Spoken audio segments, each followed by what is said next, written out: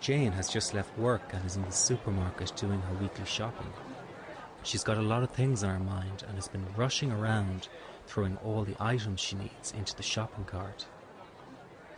While checking the price on a can of goods, she notices something strange. Her heart has suddenly begun to beat hard, so hard in fact that it is pulsating in her throat. This startles her, and then she notices how her arm begins to shake with a pins and needles sensation. This is the first time anything like this has ever happened to her. She is confused and starting to get really scared.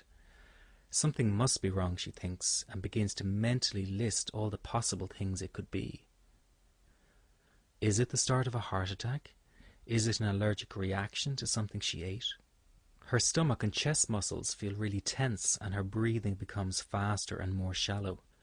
She glances around at the people near her, and as she does so, she feels lightheaded and dizzy. The confusion and fear she feels is sending her into a panic.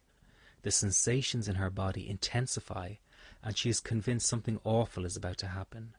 She feels a need to get outside and leaves her shopping cart full of goods behind as she walks slowly towards the exit.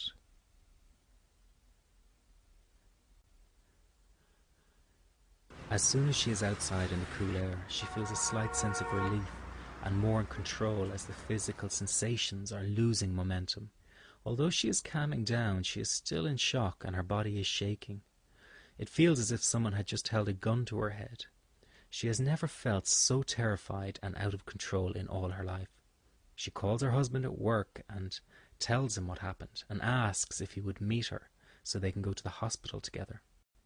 A few hours later, Jane is lying on the hospital bed, waiting for the results of the medical tests she has completed. The doctor arrives and tells her they cannot find anything physically wrong with her and that it was most likely a panic attack.